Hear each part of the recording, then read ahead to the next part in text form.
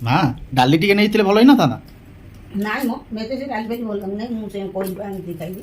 ସେ ମତେ କହିଲା ନାଇଁ ମତେ ସେ ଡାଲି ଫେଲି ଦବୁନି, ମତେ ସେ ଡାଲି ଫେଲି ବିରକ୍ତ ଲାଗୁଛି, ମୁଁ ଖାଇକି ଆଇକିନି ମତେ ଜମା ସେ ଡାଲି ଫେଲି ଦବୁନି, ମତେ ସେମିତି ଦବୁ ମୁଁ ସେମିତି ଖାଇବି। ମତେ ଏମିତି କହିଲା। ନହେଲେ ପାଣି ଟିକେ ଇଏ କହିଲା କରିଦେଇଥାନ୍ତା। ନାଇଁ କହିଲା ପଖାଳ ମୁଁ ଖାଇବି ନାହିଁ, ଘରକୁ ଗଲେ ପଖାଳ ଖାଇବାର ଅଛି, ମୁଁ ତତଲା ଖାଇବି। କଣ କରିବି କୁହ? ଓ ଆମେ ତ ଅଭ୍ୟାସ ପଖାଳ ହେଇଗଲାଣି ଆଉ ଗରମରେ ଆଉ ସେ ପଖାଳ ପଖାଳ ଖାଇବନି। ଖାଇଥାନ୍ତା, ପଖାଳ ଖାଇଥାନ୍ତା। ସେ ଘରକୁ ଗଲେ ବି ପଖାଳ ଗୁରାକ ଅଛି ନା, ସେଥିପାଇଁ କି ସେ କହିଲା ମୁଁ ଘରେ ଗଲେ ରାତିରେ ପଖାଳ ଖାଇବି, ଆଉ ଏଇଟା ପଖାଳ ମୁଁ ଖାଇବିନି। ହଉ ଆମର ଆମ୍ବ ପଖାଳ ଆଉ ଆମ୍ବ ଆଉ ଦହିବରା କାଲିର କରିଥିଲି ଯୋଉ, ଆଉ ବାଇଗଣ ଚଟୁଣି, ଇଏ ପୋଟଳ ଆଳୁ ଭଜା, ଆଉ ଏଇଆକୁ ଆଉ ଖାଇବା। ଆଉ ଖାଇବା ଗରମରେ ଖାଇବାକୁ ଇଚ୍ଛା ହଉଛି। ପୁଅ କୁଆଡେ ହେଲା ଖାଇବନି? ହଁ ପୁଅ ଖାଇବ। ପୁଅ କଣ ତାର ମୁଣ୍ଡ କୁଣ୍ଡଉଛି ଆଉଛି। ଆଉ କଣ କରିବା, ପଖାଳ ନ ଖାଇଲେ ଜମା ରହି ହଉନି।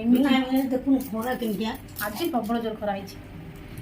ଆଜି ପୁରା ସୂର୍ଯ୍ୟ ଦେବତା ତାତିକିନି ଅଛନ୍ତି, ରାଗିକିନି ଅଛନ୍ତି, ନିଆଁ ବର୍ଷା କରୁଛନ୍ତି ଆଜି। ରଜ ପର୍ଯ୍ୟନ୍ତ ଏଇଭଳିଆ ଗରମ ରହିବ, ଖରା ହବ, ତାତି ହବ। ହଁ ହଉ ଆଉ କଣ କରିବା।